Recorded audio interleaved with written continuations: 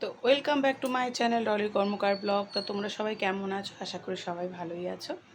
আর আমি কালকে গেছিলাম আমার শরীরের জন্য, দেখো না কত গোটাগাটি উঠেছে গায়ের মধ্যে।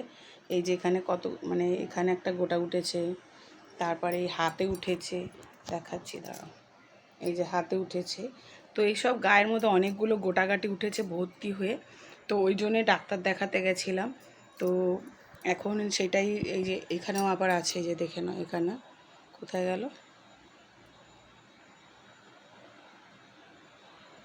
এখানে একটা আছে, ওই যে দেখেছো কালো কালো হয়ে আছে। তো এইগুলো অনেক গোটা ফোটা উঠেছে গায়ের মধ্যে ভর্তি।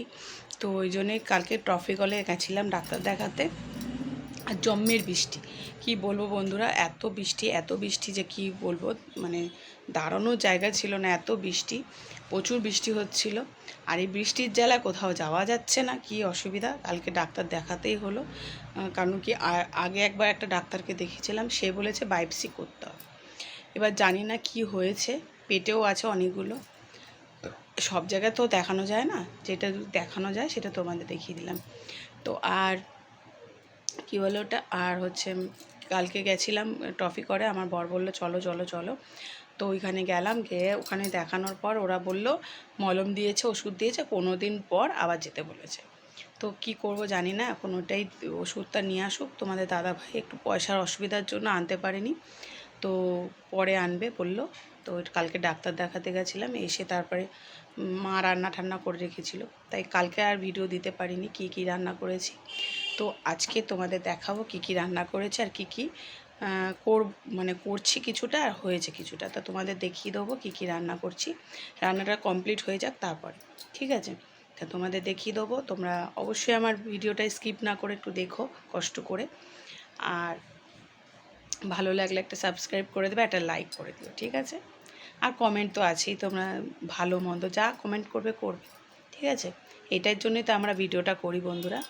তো অবশ্যই কমেন্ট করে জানিও কেমন লাগে আমার ভিডিওটা। আমরা তো অত বড় ক্রিয়েটার না, আমরা একটা ছোট্ট খাট্টো একদমই ছোট্ট, এইটুখানি। কারণ অত বড় ক্রিয়েটার হতে পারিনি, আর জানি না কবে পারবো, আর পারবো না মনে হয়। আমি নিজেই ভিডিও করি, নিজেই ছোটোখাটো একটুখানি ভিডিও নিজেই ফোন ধরি, নিজেই এডিট করি, নিজেই সব কিছু।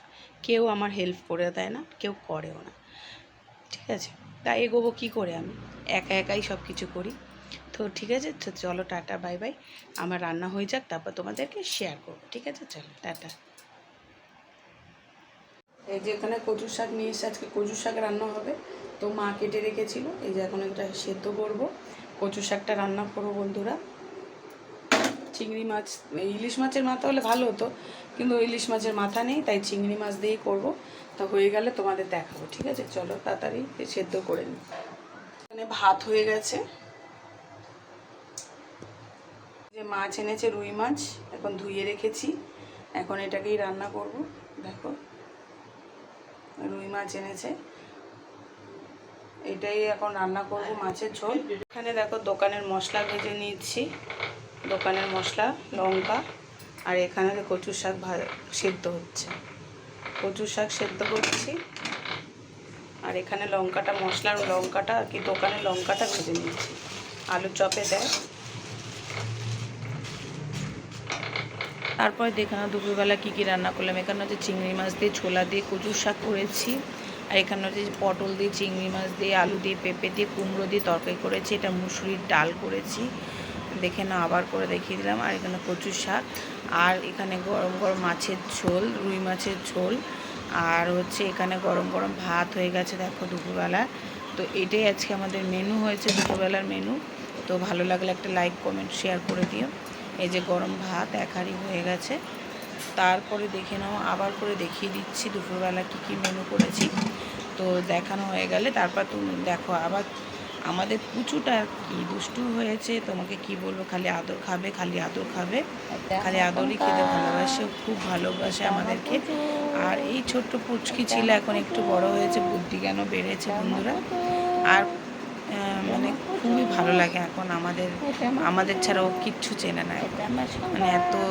এটা আমার সোনা পাপা, এটা আমার মোনা পাপা, এটা আমার পুকু পাপা, এই যে আমার পুকু পাপা।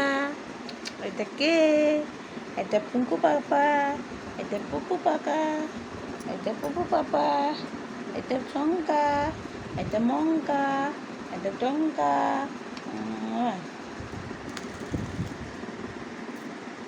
দিল্লি ঝেড়ে রান্নাবাড়ি করার পর তারপরে দেখো রাত্রেবেলা নিয়ে চলে এসেছি এখানে আলুর পরোটা।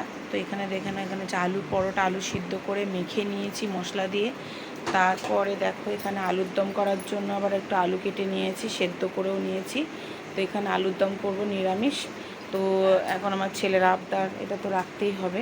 তো আলুর পরোটার জন্য আলু মেখে নিয়েছি। দেখো এখানে ময় মশলা দিয়ে গরম মশলা, তারপরে একটু নুন, তারপরে একটু পেঁয়াজ দিয়ে ভালো করে কড়ার মধ্যে টেরে কষিয়ে নিয়েছি। আর একটু মিষ্টি দিয়ে দিয়েছিলাম।